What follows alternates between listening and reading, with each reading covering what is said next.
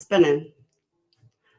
Oh, hey everybody. Super excited to have my friend Ricky here. And he is going to talk about, share all the trials and tribulations of breaking into the luxury market. So thank you for being here, Ricky.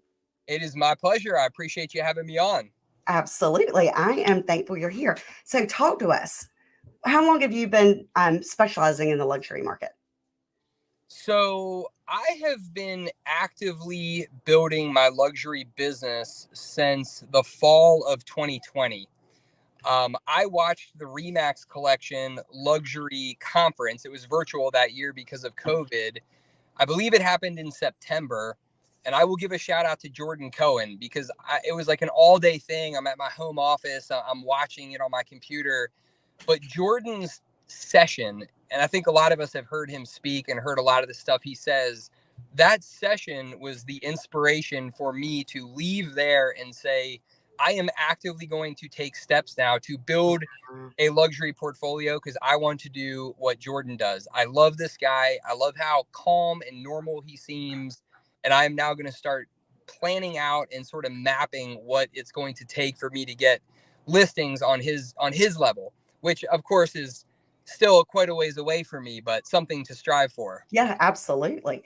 No, I love Jordan. I had Instagram messaged him, gosh, about a year ago and told him how much I loved his book and how we were having with the team, we were having a book club and reading it. And he came on live and talked to us for about an hour. Jordan's book, I just finished it about a week ago. It's one of the best real estate books I've ever read. Prior to Agreed. that, I would say Pat Hyman had the best real estate book I've ever read, which was Six Steps to Seven Figures. But one Ooh, of the things that I noticed about the books that are my favorite, they're very simple, right? Like Jordan's not trying to tell you there is some magic secret. bullet. Yeah, there's no secret. You either get up and do it or you don't. So yeah, his book was absolutely fantastic. Anybody listening or watching who has not listened or read it, I highly suggest The Agent's Agreed. Edge by Jordan Cohen. And what was the other one? I haven't read that one. Pat, you said Pat who? Pat Hyben, he was at one point the number one Remax agent or the number one Remax team in the world about No. 15, 18 years ago. He's from Maryland, and his book is called Six Steps to Seven Figures. No. Easy read, but it's also a phenomenal real estate book. I'm gonna have to get it then. So then tell us what are the steps? What are some steps that you took, Ricky? What advice can you share? So I think if you heard me speak at the luxury conference, and that's a tough format to speak in, so I tried to condense a lot into a little, but similar to the message that Joe Fitzpatrick has shared with us before, I take action. I am willing to do the little things well, and I'm willing to do the work behind the scenes to get in touch with luxury buyers and sellers. And I think it's as simple as if you're in a market, right? You're an agent. How well do you know the luxury inventory in your market? And I think step one is getting in your car and starting to drive through luxury neighborhoods. Who are the builders? What type of styles exist? What are the price points? What do the lots look like? What are the materials that signify or stand out as luxury in your marketplace? And Mm, where are the neighborhoods? I think even for me, I've lived in a couple different places, but I sell real estate. My business is here where I grew up in Howard County, Maryland, Central Maryland. And even for me, someone who's been here for quite a long time, there's always a new neighborhood that you don't know about. So, step one, figure out where the luxury neighborhoods are and start to be familiar with them. Step two is figuring out who you know or who you may have a first, second, third, fourth, fifth degree connection to that lives in those neighborhoods. mm, And so for me, it was okay, I'm going to go back to my desk. I'm going to start listing out anybody in my life that I believe may have a connection to luxury real estate.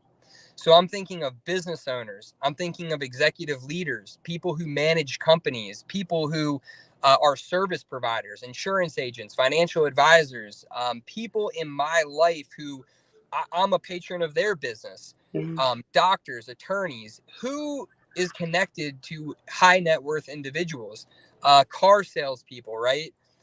Anybody who may have that connection. And I started listing these people out and I started organizing them. How do I know them? What's been my relationship to them? Is this someone that my mom or dad could call for me and get a warm introduction? Is this someone that a friend might know? And so I'm making these lists, and I'm really thinking about the soccer team that I sponsor, the charities that I'm involved Mm, in, the people that I grew up with, whose parents had a business, whose parents do I remember that had a really nice house. I'm listing all of this out, and I'm taking that list and I'm comparing it to these luxury neighborhood lists that I'm creating as I do research in my marketplace. wow. And so that was immediately something that you could do, right? Like it was action that you could take. And I think once you start to show yourself that you're taking action, it creates this positive feedback loop because now you are the type of person who takes action. You're subconsciously telling yourself that. And so as I was working on that project, I started to notice, okay, I know this person. Oh my gosh, I recognize this last name. Mhm. I went to this person's business when I grew up. This guy coached a soccer team that I played against. I started making notes and started mapping out how I actually knew these people. And long story short, the person who gave me my first shot in the multi-million dollar price range ended up being my primary care physician. Wow. How could she reject my Facebook request? I had Yeah. been going to her practice for 20 years. We had a she had seen me naked, Jennifer, like she knew all my medical stuff. How could she not accept my request? So she accepted a request that I sent her on Facebook, and we just started talking casually. And I was persistent, and I was willing to spend months and months nurturing that relationship without mentioning real estate until the point where she saw some of the other proof of success that I was posting online, and actually was the one that mentioned real estate to me.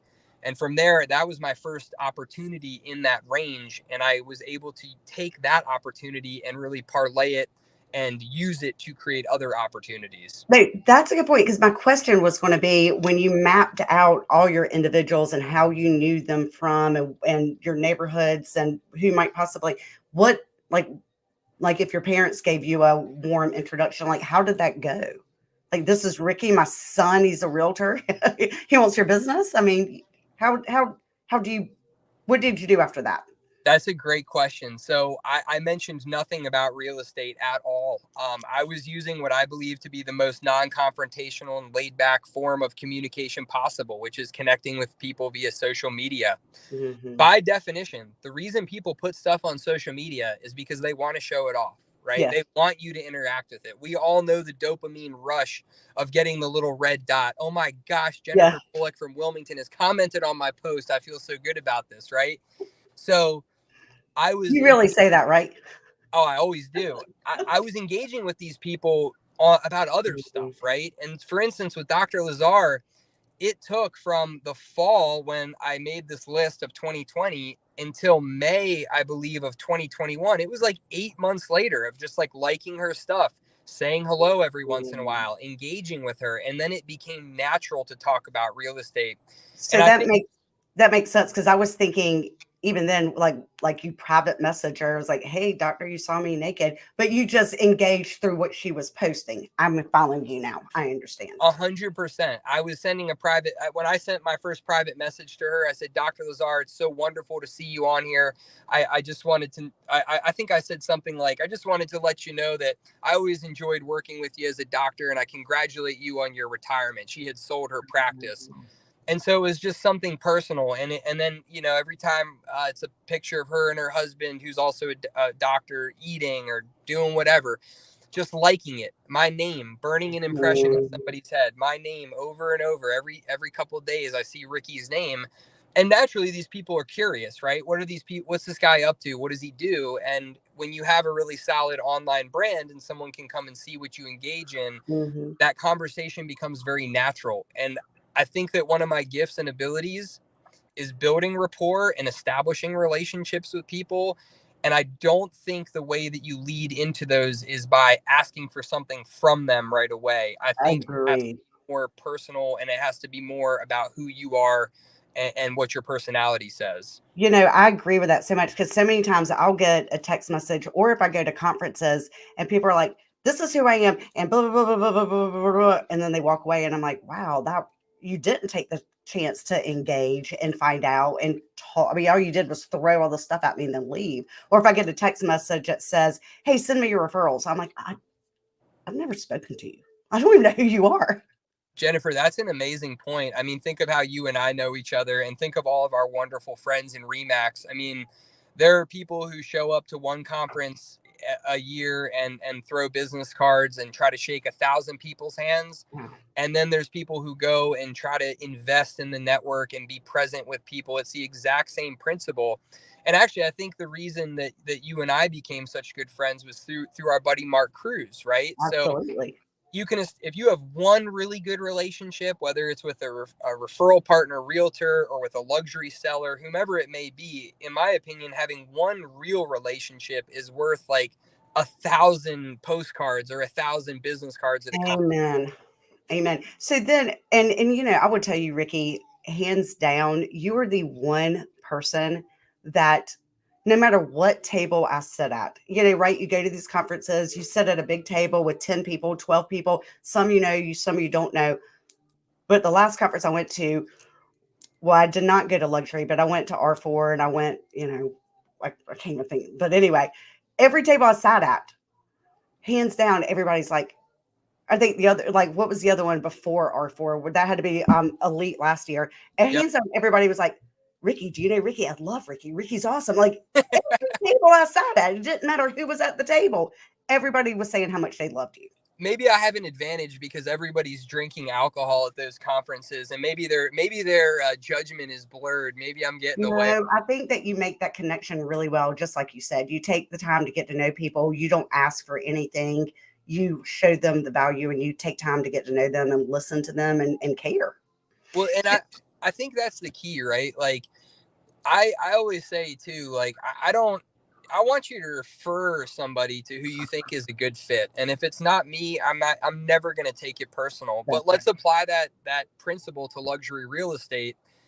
Finding one transaction can change your whole life in that space. And I think the reason that a lot of people don't pursue luxury real estate is because they have zero luxury transactions right now, and they're comparing themselves to Intimidated. someone who has thousands of them, right? But the reality is just, and I think that's why people don't follow my advice of going back to the basics and mapping out your networking and trying to find just one person, because they feel like, well, that's too slow. I don't want to do that work. I don't want to take the time to do that. I think there's an easy answer. But for me, I've noticed that if you create sustainable habits, then you will be able to do them for longer. And if you do them for longer, you benefit from the compound effect. And if you're willing to follow Consistency.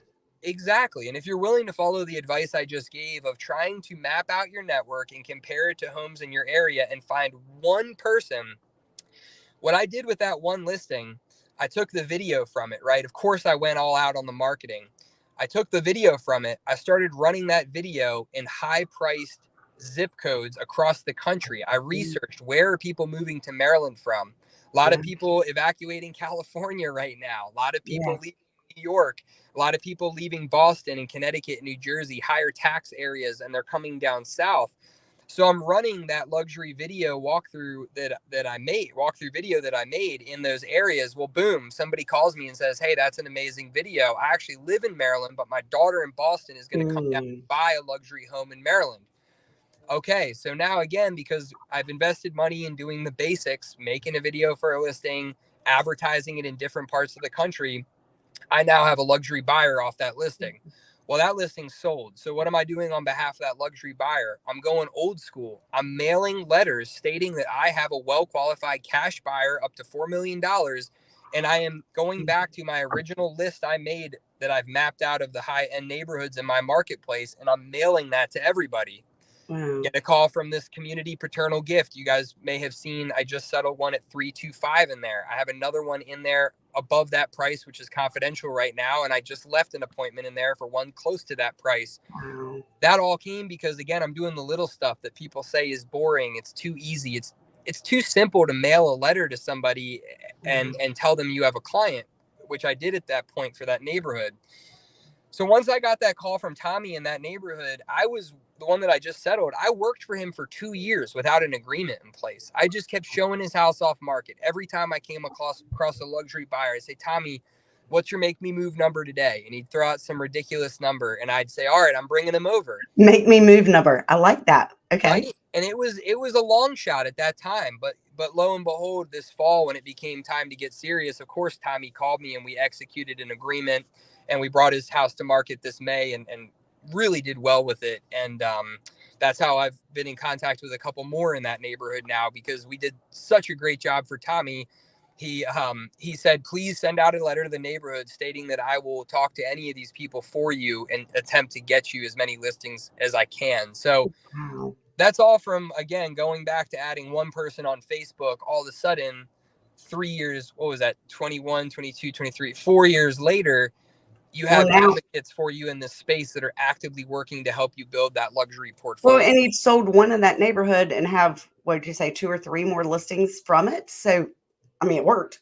Absolutely. I have both sides of one that's going to come in at over 7 mil. And I The just left, listings at over 7 million? well, it's If going you to be right around mid threes, but I have both oh, sides sorry. of it. So it'll end up that way. But in Maryland, the $3 million range is substantial, and that's a great listing for us. So That's that's okay. sort of my sweet spot. No, that's awesome. So then will you share with us that first video that you did? Like you said, the video you spent a lot of money on marketing it. Would love Oh, a copy. absolutely. I I And think then where, story how did point. you go ahead? I was gonna say I've spent no money. I've only invested money because all of the luxury marketing I've invested in has had an incredible return. So I think as a Like business, Jordan. you have to understand how to capitalize yourself. And I don't agree that you need to spend $30,000 to market a luxury property, but you do need to find a way to get a couple dollars together. And once you get that opportunity, go all out on that, even if it means putting it on a credit card. Bet on yourself to win. Yeah, I love that. And then where you said you found zip codes, but where did you market it? What platform were you using in those zip codes to market it? To get the listing out there, I was using Facebook.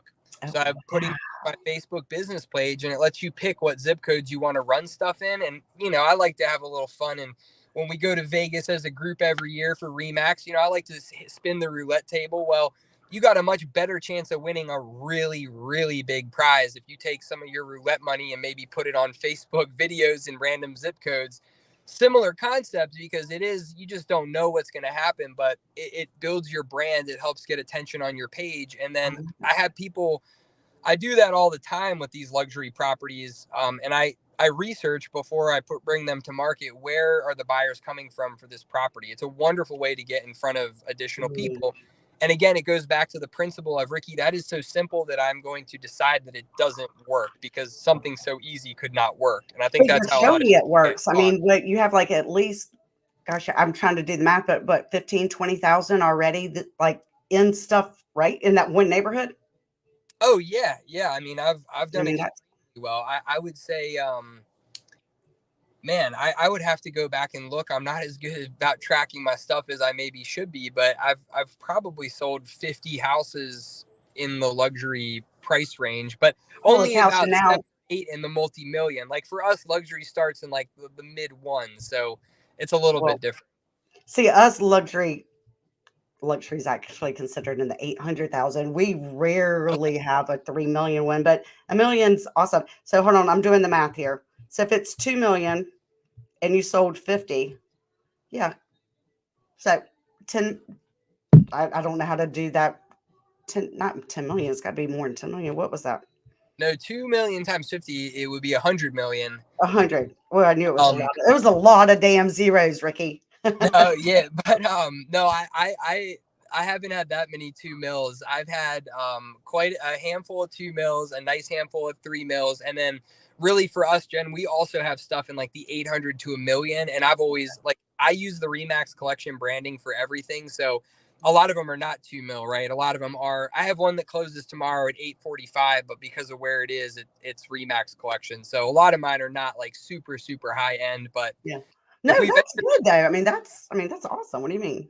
yeah, we got to you got to do what you got to do. And again, I'm a student of the business and of the craft, and I'm this is my 6th year doing this. I'm fully confident that in 10 years or 15 years I'll have all of those Well, they listings. will because they just multiply, right? Just like Tommy said, "Hey, I'll vouch for you for anybody in this neighborhood. Send out a letter and put my information on it." Right? Yep. That helps you build that even more. Absolutely. Do the stuff that you think is so boring. Like no one listening to this has heard me say anything they've not heard before. Like what did I do? I used social media, I sent letters, I invested in marketing. It's actually very similar to Jordan's book. And I think that sometimes you listen to something like this and you're defeated because you're like, oh well, I'm going to tell myself a story about why that doesn't work, right? That's half the people. But then the other half the people might hear this and say, well, this is so inspirational because Ricky's saying that all I Right. have to do is actually, Anybody could do it. and you can do it too, and anybody can. Well, it's interesting to me that all your stuff has come from social media. I mean, I do a lot of advertising, and I do through social media as well. But it's interesting that to me, that's awesome. I think that's awesome. I've used modern tools to build old school relationships, is what I would say, and I think that in today's That's world, good. like, if Joe Fitz is watching this, he's going to hate me for saying this, but I don't make calls. Like I'm not a caller. Well, I do make calls. I'm not calling anybody. It's not how I operate. Which is, and I, not saying that's the right way to do it. I'm saying that's me. I don't like calling people. I like engaging with people online through Instagram and Facebook because it feels more nonchalant, Yeah, and it's been very successful. But at the end of the day, I'm not moving away from the principle of working my sphere, and I'm not moving away from the principle of old school networking. Like, how can I help you get what you want? And I have that network of people around me that I have built up. I just find that when you're trying to get in touch with somebody that maybe you haven't been in touch with for a while, it's just so easy through the modern tools that we have. I love it, and I get lost. It's interesting because I have my children that do all my social media stuff because it inundates a lot of time, a whole lot of time. But I like the idea of making the list. I never really thought about that before, making the list and then searching out those people to see exactly what they're doing and how you can engage with them. Honestly, I put so much on the Remax stuff that it tends to be that's all my feed. That's all I see is what other agents are doing with the Remax instead of my clients, my friends, my local people. 100. Well, I think we're all guilty of that. We all like to pat ourselves on the back and support each other in Remax, which is a wonderful thing. And yeah, I think it's a quantitative thing. It's like how many people a day am I getting in touch with? Whether you call, whether you text, whether you use social media, there's no secret. The secret is you either get in front of people and try to build relationships with them to provide your service, or you don't. I love it. No, you're right. And I was listening to Jerry James, and he was talking about AI and how, Facebook and everybody has all these AI tools now, and how you can have it all set up to do it for you. And he was like, don't do it. What do you mean? Like, people need that connection. Like you were saying, make that genuine connection. You don't do it through using AI. Oh, 100%. I mean, it's funny. I was listening to Jordan's book and he mentioned that. Well, I've been saying that for months. I know the couple people I compete with in the luxury space in my market, and they talk about, oh, we have this incredible open house strategy and we use AI and blah, blah, blah. And I say the exact opposite. I'm like, I'll be here for every single showing. Only pre approved or asset verified buyers will be entering this house. We would never do an open house at a caliber. And no, I don't use AI for anything. I handwrite the description. I put my heart and soul into marketing your home. And by the way, anybody can tell when something's AI. And I'm telling you, the luxury sellers in our marketplace, not saying it's that way everywhere, but in our marketplace, they eat that up. They're like, thank you, man. Somebody who, still putting effort into it and blah, blah, blah. And so again, your marketplace might be different. Nothing against No, it. I would agree with that. Yeah. I do everything. I like to do it myself. I still take my time with all this stuff. I'm a little bit old school in that sense. No, I think that's awesome. And I think it's working. So you're 100% right. I try to find a trend in the industry, and whatever I see a lot of people doing, I intentionally try to push against it. I analyze why everyone's doing something, and I look at the opportunity of going the other way. And obviously, there's some hot topics out there with commissions and all that, which we shouldn't get into on here. But same thing, like got more people discounting, well, I'm charging more. Like I go against the Well, current. and that's interesting that you said that because I had a somebody that called me that said, "Hey, Jennifer, I have my house listed, but I'm terminating today, and I want to list with you." And I was like, "Well, two things. We need to, in this particular situation, we need to lower the price and we need to increase commission." And he was like, "Absolutely, let's do it." Yep. And we got it under contract. So I mean, Oh, 100%. My luxury clients in this marketplace expect a level of service. They're not looking for somebody to go in there and just concede and say, okay, I'll do it for whatever. And I don't have a plan. They want someone who's direct, and whether or not you have all the answers, I don't think any of us really do, but they want someone who goes in there with ideas.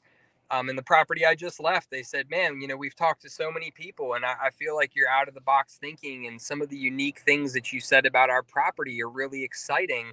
Um, Um, and I don't think people, especially in the luxury range, want to be fit into like a number in a spreadsheet or another that's person right. in the conveyor belt. They expect boutique custom service, and that's what they're willing to pay for. I agree with you. And I don't know if you know Karen Landry in the Boston area, but when I Karen, was talking, I always enjoy hearing her talk, and I think she's amazing. So good Karen. she is amazing. But one thing she said the other day when we were talking, she was like, whenever she goes to a listing and she's, walking around looking at it, somewhere in the conversation, she stops what she's saying and she looks around and she says, and Karen, if you're listening, I'm paraphrasing, but in general, you get what I'm talking about.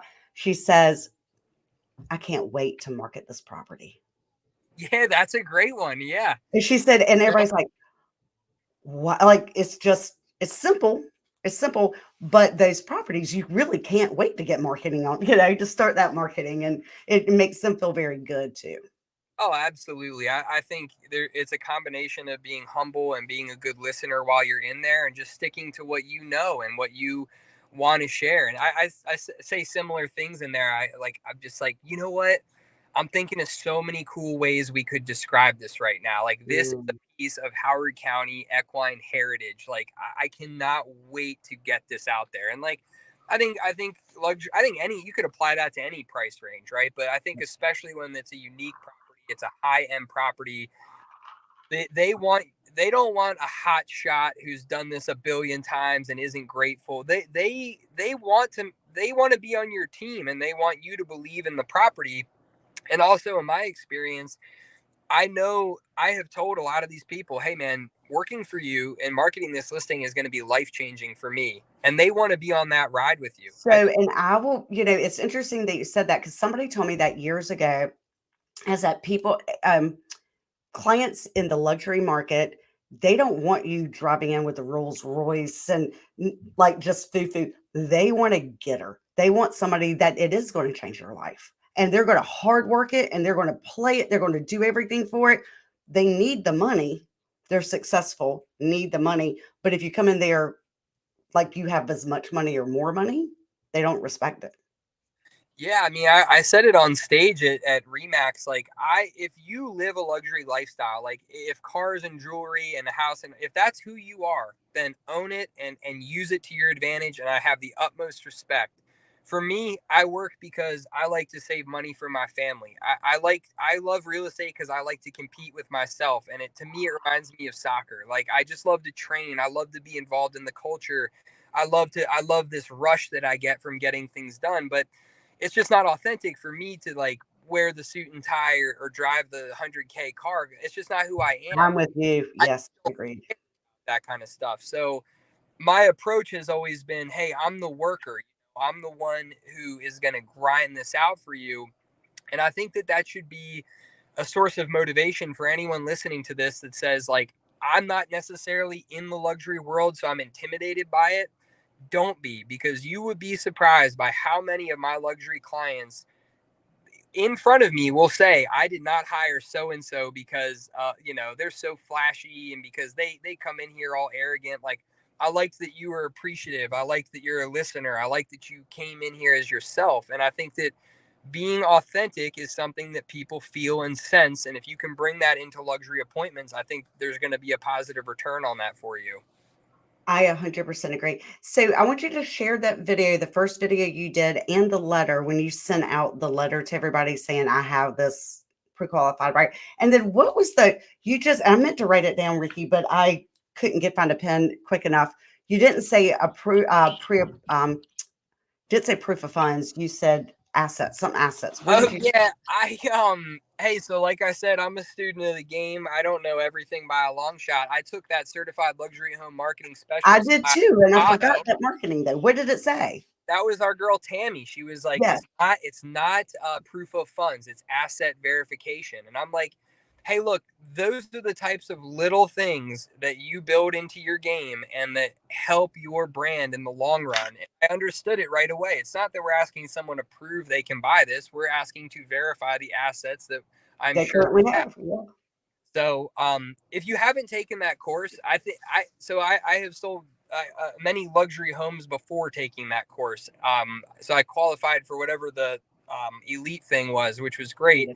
But even as someone who has sort of been in the space now for a couple years trying to grow in it, I thought that course was extremely helpful and I enjoyed all 8 hours of it. I learned a ton during that. Yeah, I took it like 2 or 3 years ago, but I'm thinking, and I didn't go to luxury this year just because it didn't work, but I'm gonna go next year. I think I'm gonna take the class again. I thought it was very helpful too. It really is. And actually, Tony Ray, and his partner who sat behind us, they take it every single year. And he said he Mm, learned something new every single year. I was like, see, I'm not going to be an every single year kind of guy, Tony, but like I could see it once every couple years, you know? yeah, but, but at that time, I could see where you would get something different because that where you are in your space at that time, you'll hear things differently, right? Absolutely, 100%, absolutely. And that's the other thing too. I don't care who you are, or how successful you are. I think all of us that are passionate about this realize a lot of the passion comes from new things that we can learn, and that's a way to keep this enjoyable and fun. That's right, and growing, right? Keep growing.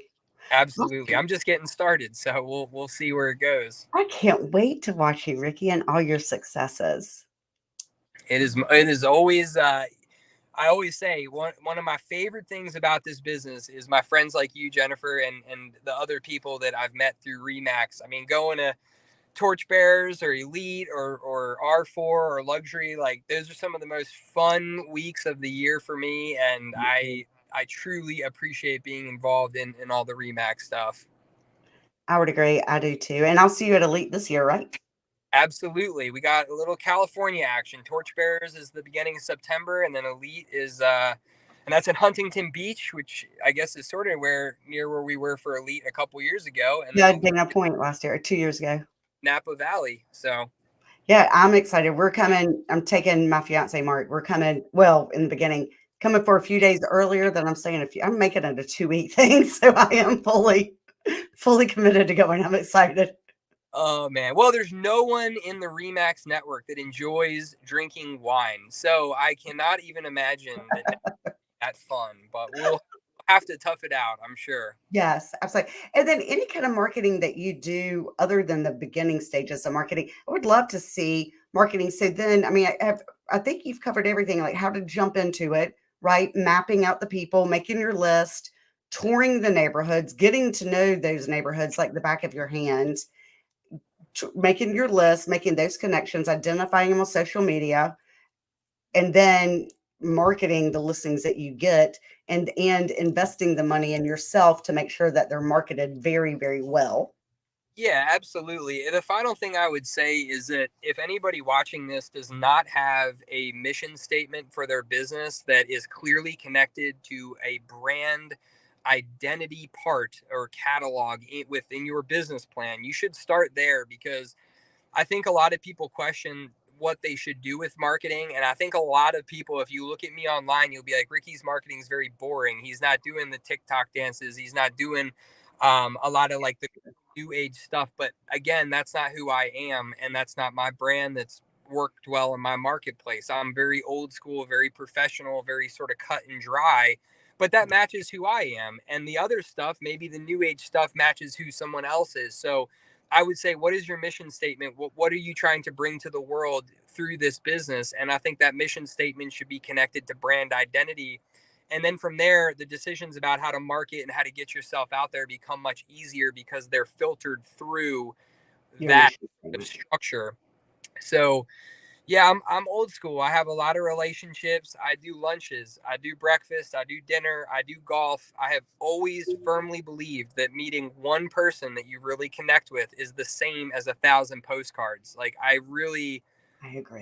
I take it slow. I don't do billboards. I don't do TV. I mean, I do sponsor a soccer team locally because I'm passionate about soccer, but like my marketing and advertising is mostly like me being with people that I care about and like investing time into activities in the community to to be in front of people. Like it's like what you would do back in 1990, I guess, before the internet. Right? But it's making those true connections, and those true connections, I think, human nature, you want them. Oh, You 100. want I mean, the public it's like, I feel like we're such an Amazon world, literally, where you just order stuff from Amazon and expect it there the next day. But at the end of the day, people do like that customer service. They do like that interaction. I mean, that's human nature. Oh yeah, and that's what I spend time talking about in these luxury appointments, right? Try to get to know people and ask good questions, because the benefit of the online world we live in is that before I even get to the appointment, I've sent them a link to my homes.com profile so they can see the Mhm. total amount of work that I've done. I've sent them links to my videos.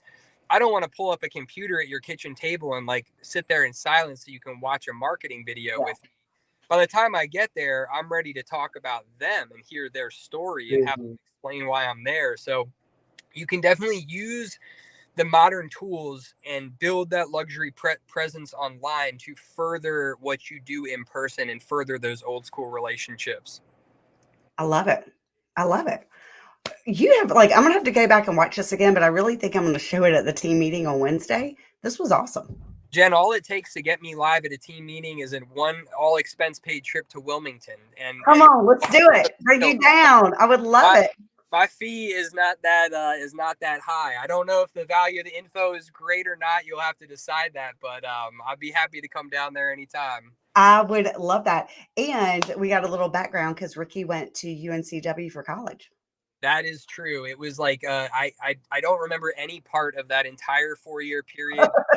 There's a time and a place, and I got it out of my system then. So I thank for the purpose it served in my life.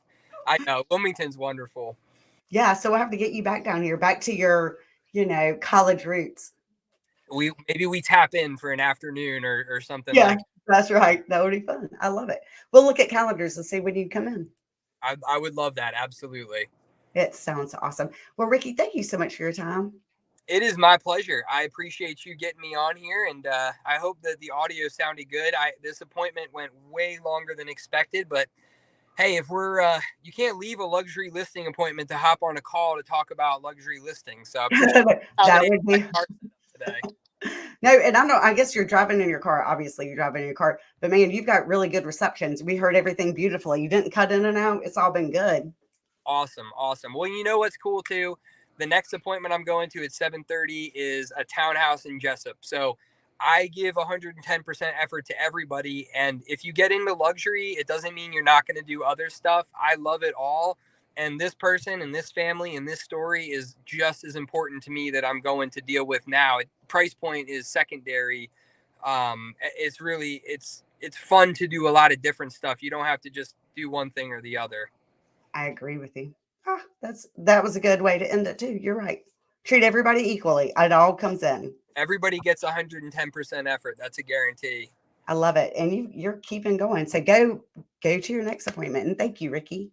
It is my pleasure. Thank you again for your time. Absolutely. Here's Steve. Bye. See ya.